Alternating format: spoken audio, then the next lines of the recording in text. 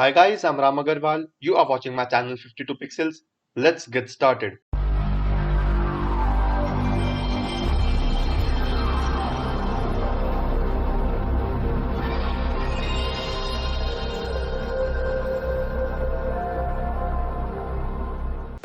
guys, in this tutorial we are going to see how to use perspective warp in Photoshop. So in earlier tutorials we have seen how to use perspective crop tool, and what perspective crop tool does is that you select a particular region of image which is tilted or which you want to straighten up.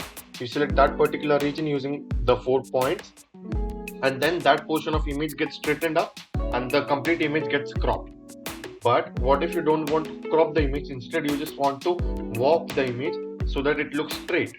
So for that, what we are going to do is we are going to use a tool that is called as perspective warp tool.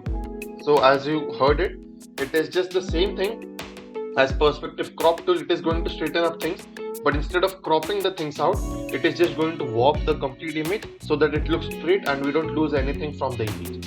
So suppose, as you can see in this image has been shot using a wide angle lens. So because of using the wide angle lens, the buildings look tilted and they just don't look straight. So if you see this building in particular, so this house is like it's tilted, it's away from the axis, and it just doesn't look that good and that natural. So for that, what we are going to do is just go to edit, and in edit under puppet warp tool we have the option called as perspective warp tool. So I'm just going to tap on perspective warp tool, and if I just tap once, I get this square automatically. Using this square I can just align the points to the corners of the house. So suppose this is the point where the house is starting, this is the corner. I'll just drag this corner and try to match this line. So I'll just match it, it is somewhat like this. Same way with this one, I'll just try to match this line by putting it over here in the corner. And again this one is going to match this line, somewhat like this. Now I'm going to draw one more rectangle. So again I'll draw out a selection which is somewhat like this and just drag it. So I'll drag it over here and then take this point over here. So as you can see, this line is getting highlighted, which means that these points are going to get matched and they are going to get continued. So as you can see, it has got aligned properly, and now I can just again drag this point over here and plot near the corner. Same way with this one, I'll try to match the line, just somewhat like this. And now we are done with the layout. So basically what layout is doing is that it is telling Photoshop that this is the plane that we are going to work with, and whatever it is tilted or it is inverted or whatever it is, this is the plane and this is the selection that we are going to work with, and this is what we are going to make warped and straight. So we are done with the layout. Now you can just tap on warp part, and after tapping on warp you get these lines visible. So I want these to be vertical, as currently it is tilted. I want them to be vertical, so I'll tap on this one which says vertical lines, and as you can see, it has automatically automated the image in such a way that now these walls look straight. Yeah, some parts of the image look tilted even more. So for example, this street lamp, it looks more tilted. This church, it looks more tilted, but it is still looking good. Like if we compare to just this house, this one is looking good. So that we go, that is one limitation. So perspective warp has a limitation, which is like, if you want to work with an image, make sure that the image is just a straight building or a straight object and there is nothing else in the image that will get tilted. So as we see in this image, this house has got straightened up, but the other buildings, the street lamp, everything has got tilted. So make sure that if you are working with perspective warp tool, make sure that the things are straight and they are in order. And once you are done, you can just click on this checkbox or you can just press enter, and we are done with straightening this house up.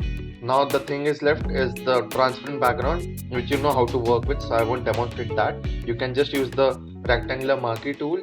Start by selecting this and go to the content aware fill and just fill this out. Now let's move to another image. So this is the second image that we are going to work with.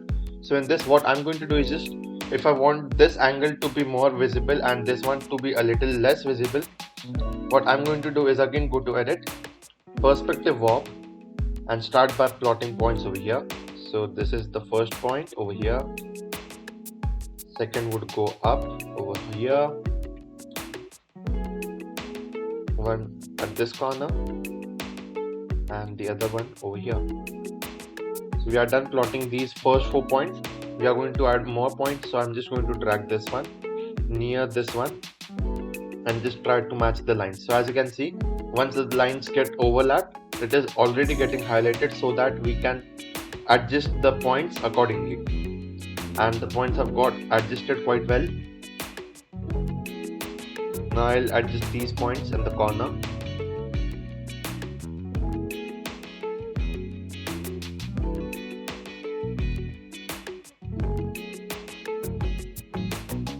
So as you can see, I've adjusted these points as well. Now my layout is finished. Now I want to warp this image, so I'll just go to warp, and instead of selecting all these presets, that is vertical, horizontal and grids, what I'm going to do is just do some manual work. So I'll start by dragging this point. So I'll just tap over here and I'll drag it over here somewhat like this. Same way with this one, I'll try to match the straight line and the perspective so that it looks natural and it looks real. And as you can see, the front face is more visible now compared to the behind, the back portion. I can work around with this even more, just like this. Now I want to reduce the perspective and the size of this one, so I'll just take it over here behind.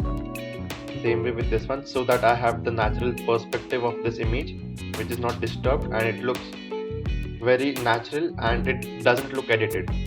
So once done, press this check key so that it is going to get edited, and as you can see, the warping is done. It is looking quite good and it is looking natural. Now you can just add a transparent background and fill it with some color like white or black depending upon your choices. So well, that's it for today guys. Hope you liked the video. Make sure you subscribe to 52 Pixels and tap on the bell icon to get notified. Thank you.